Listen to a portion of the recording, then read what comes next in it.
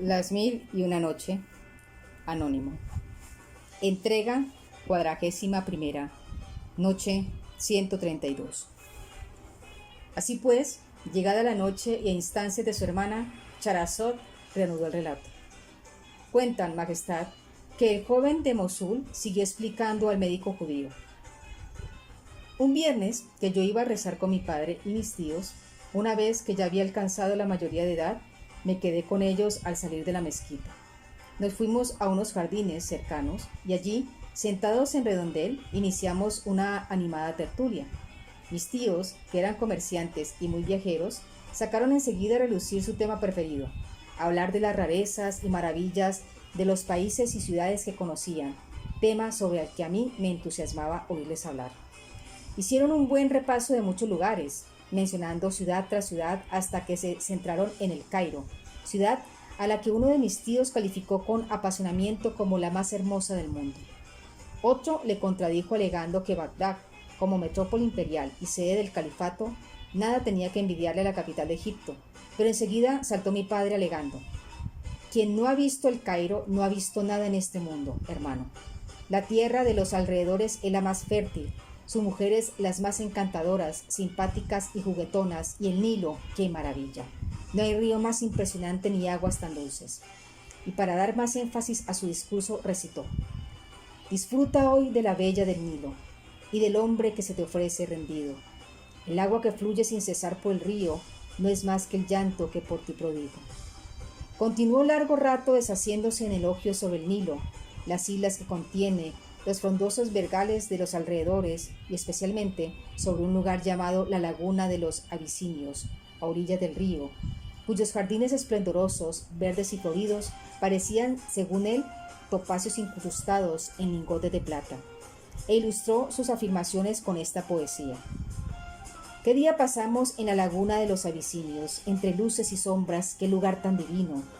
El agua fluyendo en medio de las plantas, como en la retina el reflejo de una espada. Nosotros y el jardín, qué placer sin igual, bordado con destellos y resplandores sin par. Sobre nosotros las nubes tejieron su manto, y bajo él, como en las sábanas, nos cobijamos. En copas grandes tomamos el vino fresco, contra los sinsabores no hay mejor remedio.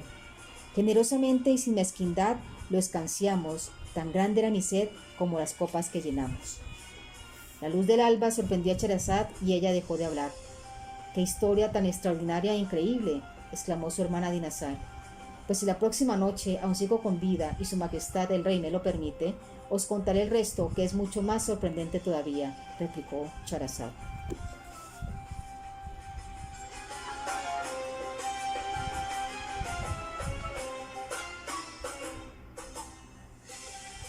Noche 133. Así pues, llegada la noche y a instancias de su hermana, Sherazad reanudó el relato. Cuentan, Majestad, que el joven de Mosul siguió explicando al médico judío. Mi padre no ahorraba saliva ponderando los múltiples atractivos del Cairo y, después de despacharse a gusto con la Laguna de los Abisinios, habló con emoción del observatorio, las noches de fiesta en las que se celebraba por todo lo alto la crecida anual del río y la belleza sin par del parque de Rauda. Sin duda estaba inspirado, ya que, al mencionar ese parque, dijo: disfrutar del ocaso o el amanecer en Rauda es una de las experiencias más gozosas y gratificantes que un hombre puede vivir. El paisaje soberbio, la brisa refrescante y la luz crepuscular reflejada en el río da la sensación de estar ante una inmensa y rutilante cota de mallas. Escuchando estas pláticas mi imaginación se desbordaba. No hacía más que soñar en viajes y sobre todo ardía en deseo de conocer Egipto y ver con mis propios ojos las maravillas del Cairo y la magnificencia del legendario río Nilo. Tantas ganas tenía de ver mundo que cuando me enteré de que mis tíos estaban preparando un viaje, no paré de dar matraca a mi padre con súplicas y lloriqueos hasta conseguir el permiso para unirme a ellos. A tal efecto, mi padre me proporcionó unas mercancías y cuando todo estuvo dispuesto antes de partir, le recomendó a mis tíos: cuidad al muchacho, por favor, y no lo llevéis a Egipto, que todavía es muy tierno y no me gustaría que aprendiera malos hábitos. Dejadlo en Damasco, en todo caso. Es un buen lugar para curtirse como comerciante y con menos tentaciones para un joven de su edad, y a la vuelta le recogéis y me lo traéis sano y salvo. Emprendimos pues la marcha hacia Siria y seguimos una de las rutas caravaneras que nos condujo hasta Alepo, localidad en la que permanecimos algunos días, y luego continuamos el camino hasta llegar a Damasco, donde nos hospedamos en un caravasar. La ciudad me causó muy buena impresión, limpia, segura, rodeada de frondosas arboledas y esplendorosos jardines que me recordaban el dicho de «es un lugar tan fructífero como los vergeles del paraíso». Con la ayuda de mis tíos vendí mis mercancías en el zoco obteniendo pingües beneficios de 5 dinares por dinar invertido, como mínimo. De manera que con mi recién adquirida fortuna me sentí el hombre más rico del mundo.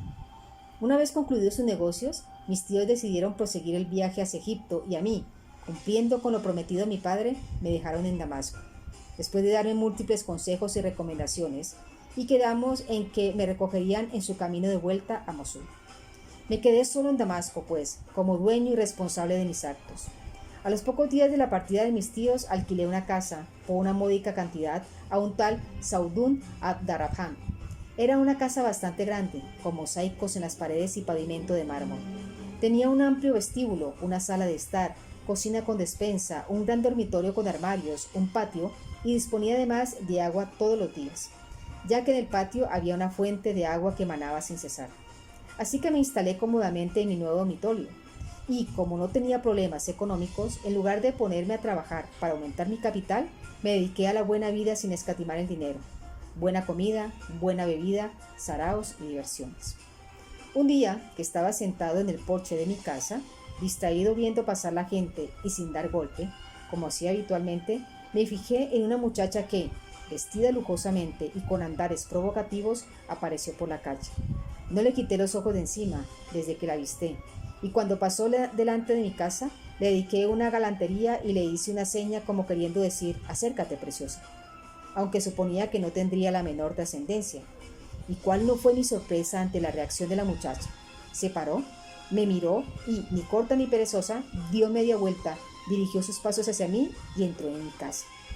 La luz del alba sorprendió a Scheherazade y ella dejó de hablar. «¡Qué historia tan extraordinaria e increíble!», exclamó su hermana Dinarzade. «Pues si la próxima noche aún sigo con vida y su majestad el rey me lo permite, os contaré el resto, que es mucho más sorprendente todavía», replicó Scheherazade.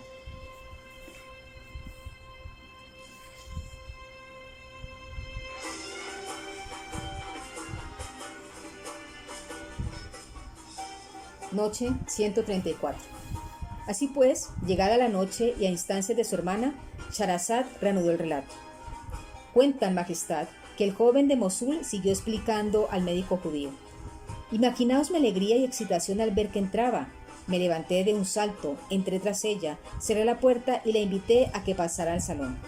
Sin cortarse y muy desenvuelta, la muchacha se acomodó en el diván y se quitó la mantelilla y el velo de la cara. Válgame Alá, qué bonita era. Al instante me quedé prendado de ella y para atenderla como merecía, preparé una bandeja de frutas y bebida. Lo cierto es que para la edad que representaba, la muchachita hablaba con mucho desparpajo y enseguida abandoné mi inicial timidez y nos enzarzamos en una agradable charla en la que se nos pasó la tarde. Por lo que vi, no tenía prisa en marcharse, y cuando se hizo de noche encendí las velas y traje más bebida para que el ambiente no decayera. Y a fe que no decayó de ninguna manera, al contrario, seguimos bebiendo hasta que el vino se nos subió a la cabeza y acabé la noche en sus brazos, gozando con ella como no había gozado en mi vida.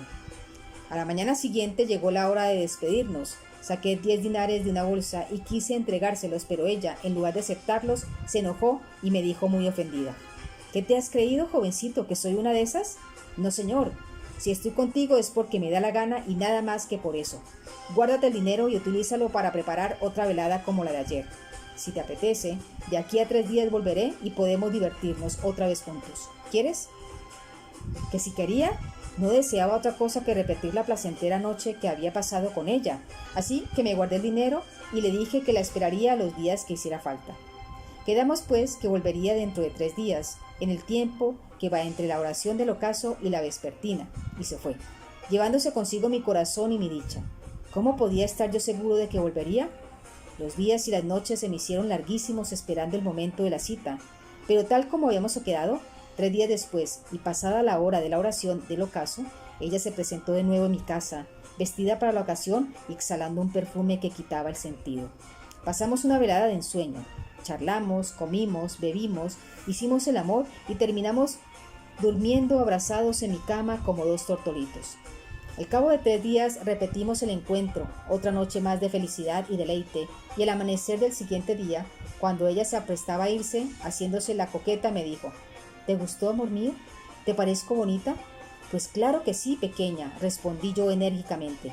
¿Cómo puedes preguntar eso? Eres la más bonita del mundo. Y entonces me sorprendió con esta réplica: pues yo conozco a otra muchacha más joven que yo y no menos linda, a la que le gustaría participar en nuestra próxima reunión. La pobre hace tiempo que está encerrada y como nos tenemos mucha confianza desde niñas, le he comentado lo nuestro y me ha rogado que le permitamos asistir como contertulia a la velada. ¿Te importaría que la trajese conmigo el próximo día? Yo no vi ningún inconveniente en que viniera también la otra muchacha. Le di de buena gana mi consentimiento y ella me entregó 25 dinares para que preparase una buena cena y comprase bebida con vistas al próximo encuentro que sería, como de costumbre, dentro de 3 días. La luz del alba sorprendió a Charazad y ella dejó de hablar. ¡Qué historia tan extraordinaria e increíble!, exclamó su hermana Dinazar. Pues si la próxima noche aún sigo con vida y su majestad el rey me lo permite, os contaré el resto, que es mucho más sorprendente todavía, replicó Charazad.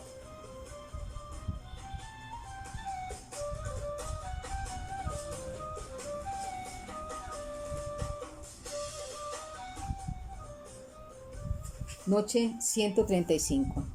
Así pues, llegada la noche y a instancias de su hermana, Charazad reanudó el relato. Cuentan, majestad, que el joven de Mosul siguió explicando al médico judío. Preparé un buen banquete para recibir a las muchachas y a la hora de siempre se presentaron las dos arregladas y compuestas. La nueva invitada me llamó enseguida la atención, pues, si bien quizás era más joven, no se quedaba atrás en donaire y formas seductoras. Y cuando se quitó el velo me dejó de una pieza. Casi no podía creerlo. Era la criatura más bella que había visto nunca. Pronto me di cuenta de que era igual de simpática y despabilada que su compañera, y, lejos de sentirse intimidada por mi presencia, se dirigía a mí como si me hubiera conocido de toda la vida. Les ofrecí la cena, y durante la comida yo no quitaba la vista de la más joven que, mostrando una malicia impropia de su edad, me sonreía, me guiñaba el ojo de vez en cuando y me daba claras insinuaciones con la mirada o se pasaba sensualmente la lengua por los labios de manera muy provocativa. A mí la otra no le pasó por alto nuestro juego y al acabar los postres me preguntó: ¿no es un primor esta niña? Desde luego, es preciosa, para volver loco a cualquiera, le respondí yo inocentemente. ¿Te gustaría acostarse con ella?, propuso la muy pícara. ¿Y a qué hombre no le hubiese gustado? Loco estaba yo en aquel momento, sin duda, porque respondí sinceramente que sí a su tentadora propuesta. Y en lugar de molestarse, ella me sugirió con atrevimiento: pues duerme esta noche con ella, hombre. Después de todo, hoy es nuestra invitada y merece que le dediques todas sus atenciones. No te preocupes por mí, yo dormiré aquí en la sala, en el diván. Si a uno le dan tantas facilidades, es de estúpidos no aprovechar la ocasión, así que llevé a la jovencita a la cama y gocé de su compañía. Recuerdo que me desperté con las primeras luces del alba y noté que todo mi cuerpo estaba empapado, con lo que creí que era sudor, pues no había todavía suficiente claridad en la habitación. Me giré entonces hacia mi compañera de cama y al abrazarla, un escalofrío me recorrió todo mi cuerpo, pues sentí como si la cabeza se le separara del tronco.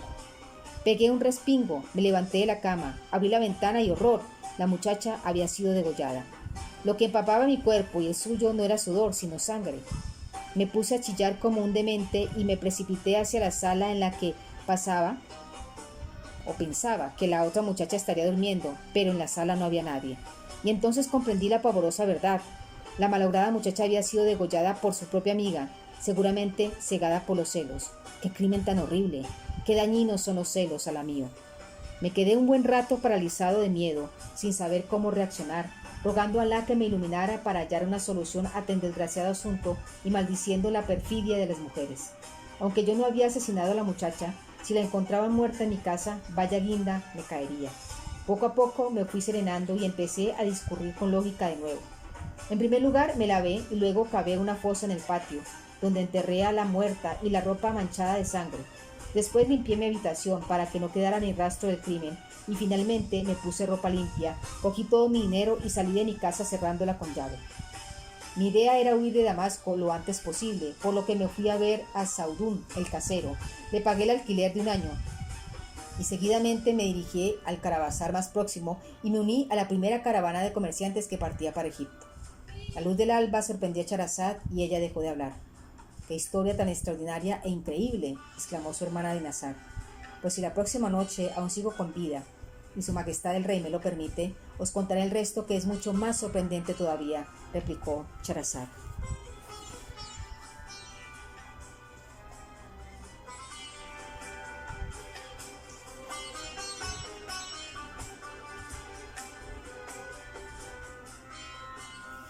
Noche 136. Así pues, llegada la noche y a instancias de su hermana, Charazad reanudó el relato. «Cuentan, majestad, que el joven de Mosul siguió explicando al médico judío. Al llegar al Cairo, busqué a mis tíos y no fue fácil en principio encontrarles hasta que topé con ellos, ya que eran bastante conocidos en la ciudad. Me recibieron con la consiguiente sorpresa y a pesar de que me riñeron al principio por haber contravenido las órdenes de mi padre, se alegraron de verme y me ofrecieron todo su cariño y su ayuda para lo que hiciera falta. Y eso que no sabían hasta qué punto lo necesitaba. En fin, decidí que lo mejor era correr un tupido velo sobre el desagradable suceso que había vivido recientemente en Damasco y me dediqué a disfrutar de los placeres del Cairo. Cuando uno lo pasa bien, sin embargo, es increíble lo deprisa que pasa el tiempo. Y llegó el día en que escuché a mis tíos hacer planes para volver a Mosul, vía Damasco. La sola idea de volver a pasar por Damasco me producía pánico y lo único que se me ocurrió fue escaparme del hostal en que nos alojábamos y esconderme en una posada de mala muerte a la espera de que se hubieran ido. En el Cairo hay 1000 rincones donde ocultarse cuando uno no quiere ser encontrado y mis tíos, por más que me buscaron, al final desistieron. Pensaron que tal vez yo habría regresado a Damasco sin avisarles y allí les estaría esperando tan campante, por lo que empacaron sus cosas y se fueron. Pero yo no había regresado a Damasco, ni mucho menos. Me quedé en el Cairo y seguí llevando una vida disipada hasta dilapidar casi todo mi dinero. Cuando me di cuenta de que mis caudales flaqueaban, habían pasado 3 años desde mi salida de Damasco. Claro que, mientras tanto, había tenido buen cuidado de enviar periódicamente a Saudún Abdarrahim por correo la suma correspondiente al alquiler de mi casa.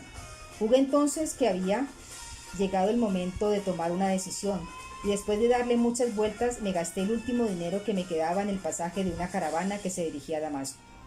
Lo primero que hice al llegar a Damasco fue ir a ver al casero que, por si no lo he mencionado antes, era joyero de profesión. El hombre me recibió con los brazos abiertos y después de partir con él un rato, me fui a casa.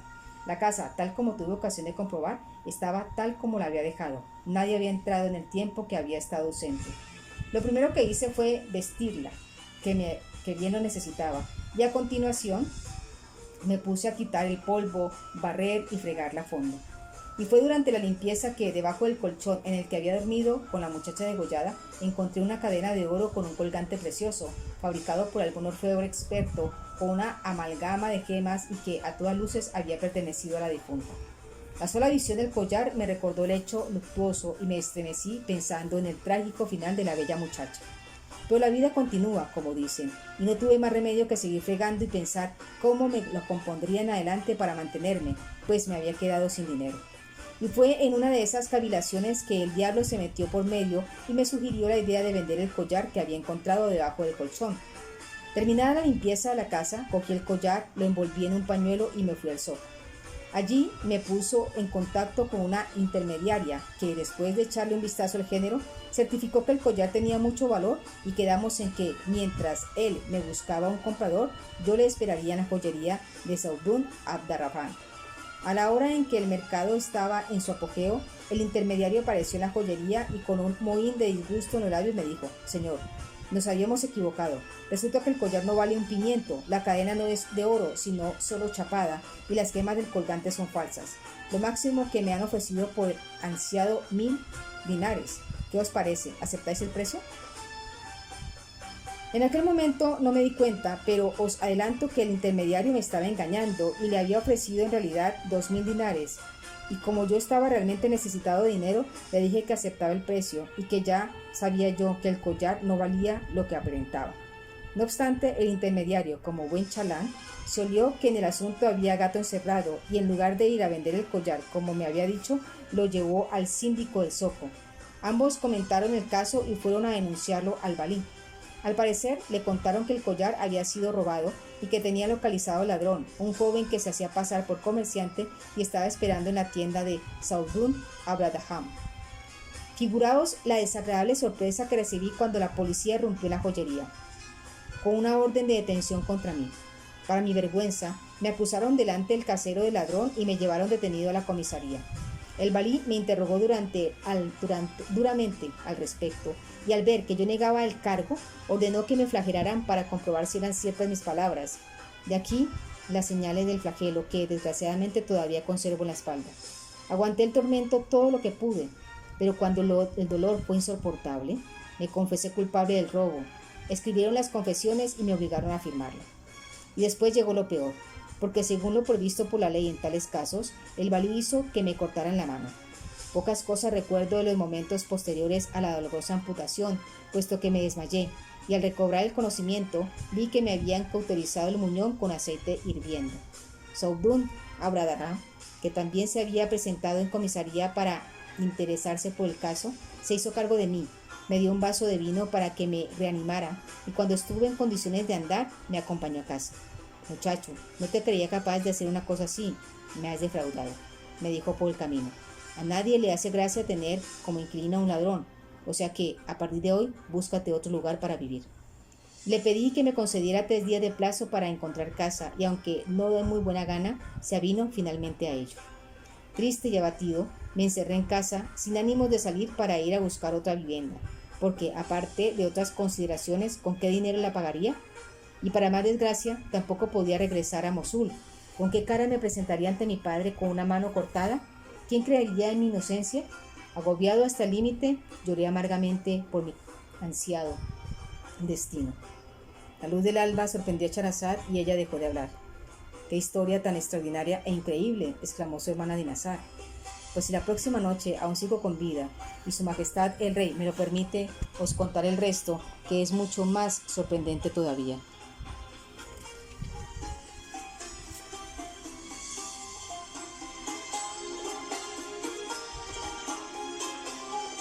Y se acerca la noche 137.